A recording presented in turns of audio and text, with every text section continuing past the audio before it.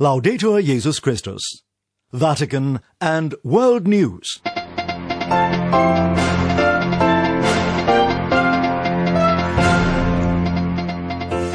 In the headlines this Wednesday, February 3rd, Pope Francis urges everyone to promote human fraternity and highlights the importance of liturgy in the life of Christian prayer. The bishops of England and Wales call for an end to atrocities and violence against civilians in Ethiopia's Tigray region, and U.S. bishops launch a special collection to assist Catholics in Kyrgyzstan who suffered for decades under Soviet rule. In the Vatican, I'm Devin Watkins. As the world gears up to celebrate the first International Day of Human Fraternity on Thursday, Pope Francis appealed for everyone to engage in dialogue with those of other religions. He said everyone can practice human fraternity every day of the year. Also on Wednesday, the winners of this year's Zayed Award for Human Fraternity were announced. Sister Bernadette Reese reports. On Wednesday morning after his general audience, Pope Francis reminded everyone that Thursday, February 4th, the first International Day of Human Fraternity will be celebrated. This celebration is intimately linked with the historic signing of the document on human fraternity for world peace and living together. The signers of this document, Pope Francis and the Grand Imam of Al-Azhar, spent more than a year drafting it prior to signing it in Abu Dhabi on the 4th of February 2019. It was not long until the Higher Committee for implementing the content of the document on human fraternity brought a message from the Pope and the Grand Imam to United Nations Secretary General Antonio Guterres. Through the committee, these two leaders proposed an annual day dedicated to human fraternity. That was the end of 2019. A year later, the UN declared February 4th the International Day of Human Fraternity. Now, 2 years after that milestone in the history of humanity, and for years to come, human fraternity will be celebrated internationally. The Pope, too, announced his pleasure that the nations of the entire world are joining in this celebration aimed at promoting interreligious and intercultural dialogue. Later on Wednesday, it was revealed that the Pope and the Grand Imam will confer the Zayed Award on this year's winners, UN Secretary General Antonio Guterres and Latifa Ibn Ziaten, founder of Imad Association for Youth and Peace. Both of this year's Zayed Award recipients incarnate the ideal of human fraternity and social friendship, summed up in Pope Francis's latest encyclical.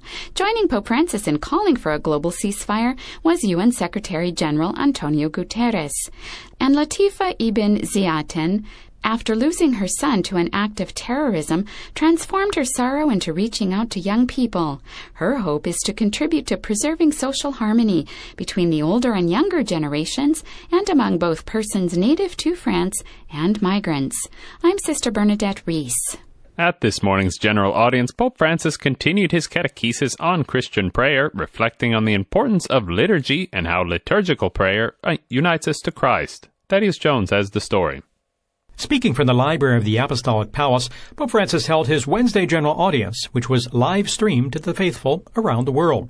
In his continuing catechesis on Christian prayer, the Pope spoke about how the Church's liturgical celebrations make Christ present in our lives.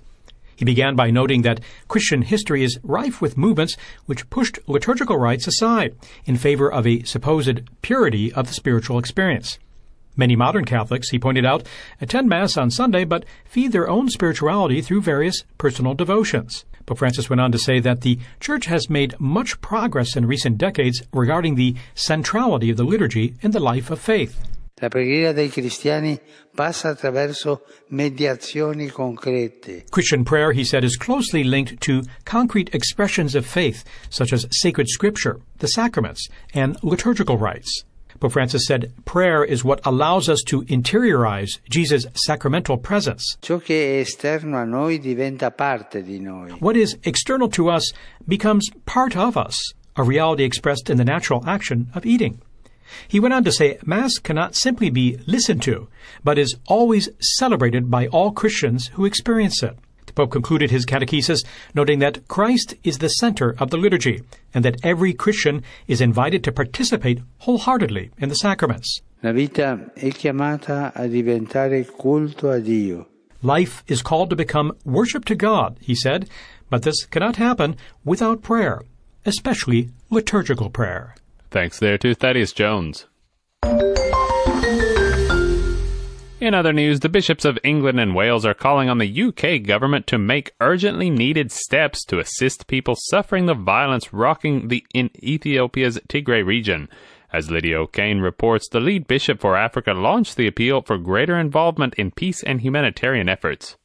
The humanitarian situation in Ethiopia's Tigray region continues to deteriorate following fighting which broke out between Tigray's regional government and Ethiopia's federal government in November last year.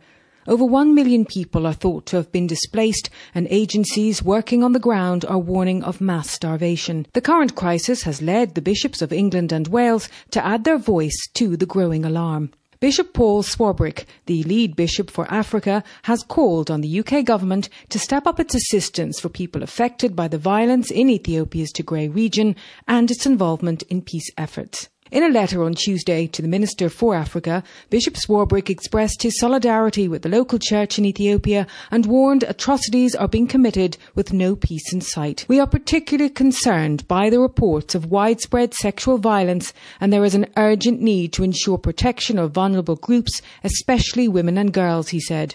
The bishops have been receiving reports of people dying every day from a lack of food, water, medicine and other essentials. This situation, said Bishop Swarbrick, is being compounded by barriers preventing humanitarian agencies reaching those who have fled the fighting. In calling for urgent action, the Bishop for Africa implored the government to redouble the UK's assistance to those affected and diplomatic support for peace initiatives. I hope that you may also reiterate the paramount importance of every side in the conflict, along with neighbouring countries, respecting international law, including around the safe accommodation of refugees, he said. I'm Lydia O'Kane. In Russia, nearly 1,400 protesters were arrested during Tuesday's demonstrations in support of jailed opposition leader Alexei Navalny. Stefan Boss has more. Russian riot police using violence against supporters of the country's prominent Kremlin critic Alexei Navalny.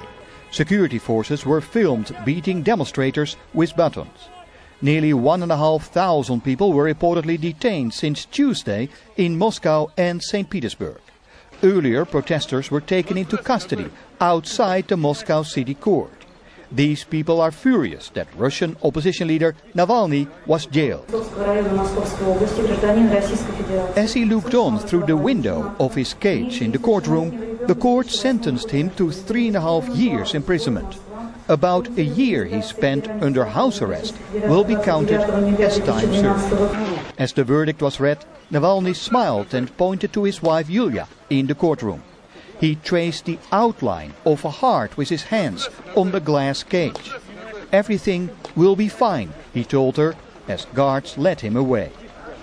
But the sentence came as a significant setback for his supporters. In January, Navalny returned to Russia after being treated in Germany for a near-fatal nerve agent attack last August. For Vatican News, I am Stefan Bos, reporting.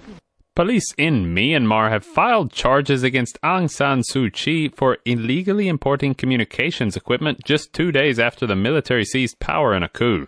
The Nobel Peace Prize laureate will be detained until February 15 for investigations. Police said illegally imported walkie-talkies were found in her home after her arrest on Monday. Charges were also filed against ousted President Win Myint for violating protocols to stop the spread of coronavirus during campaigning for an election last November. Elsewhere, money sent back home by Mexican migrants surged during 2020 despite the worldwide impact of the pandemic. As James Blears reports, remittances are needed more than ever as Mexico's economy has slumped under the weight of COVID-19. Remittances, or money sent home by Mexican migrants who are living and working in the United States, increased by 11.4% during 2020, says the Mexican Central Bank. It adds up to a record $40.6 billion. That's more than Mexican oil exports or the entirety of Mexican tourism. It's only exceeded by manufacturing exports. To an economy whose GDP, or gross domestic product, shrank more than 10% over the the same time span into a tailspin. It's a veritable lifeline. More than 98% of these remittances come from migrants in the United States via wire and bank transfers. That they've significantly increased the sum in spite of overall spiking unemployment is nothing short of remarkable. And the value of all of this is boosted back home because the peso's already slumped in value against the US dollar at the beginning of this year. It's estimated that 10% of the Mexican population lives and works north of the border, an economy within an economy feeding another economy at the worst of times during the most catastrophic pandemic in more than 100 years. For Vatican News, James Blaze reporting.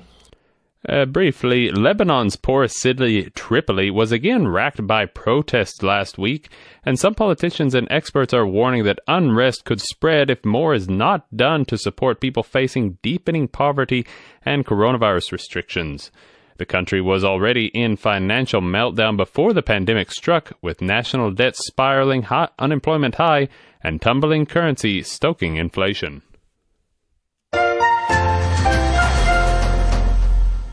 And finally, the bishops of the United States have announced that all parishes will take up a special collection on Ash Wednesday. The funds raised will go toward helping Catholics in Central and Eastern Europe as they seek to rebuild the church after decades of religious persecution under communist rule. The collection is meant to bring a concrete gesture of hope to Kyrgyzstan, as Father Benedict Mayaki reports. The U.S. Bishops' Conference Subcommittee on Aid to the Church in Central and Eastern Europe is highlighting the Catholic community in Kyrgyzstan in its collection campaign slated for Ash Wednesday, 17th of February. Kyrgyzstan, the bishop said in a statement on Monday, is often compared to Switzerland for its beauty and to Siberia for its history as a Soviet gulag. Inadvertently, the Catholic Church was revived in the country when it was used as a prison for ethnic Poles and Germans deported from Western Russia for refusing to denounce their faith during the communist regime. The bishops noted that since the collapse of the Soviet Union in 1991, countries in Central and Eastern Europe have been working to rebuild their religious life as well as government structures, social welfare activities and economies.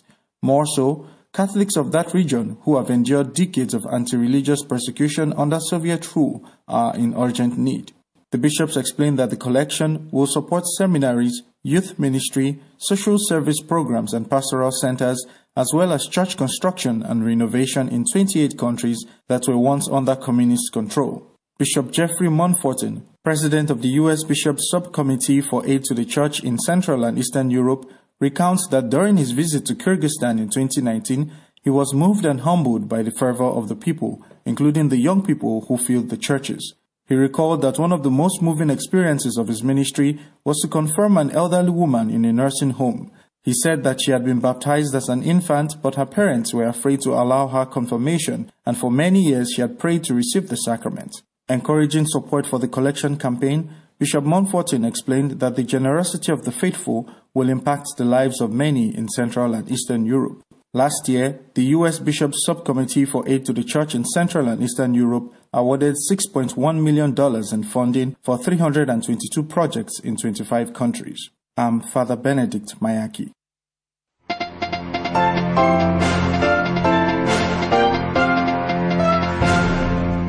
That brings us to the end of this edition of Vatican and World News. For more on these and other stories, go to our web portal at www.vaticannews.va. There you can also find all our broadcasts in podcast form. And don't forget to catch the latest updates on our Facebook page and Twitter feed.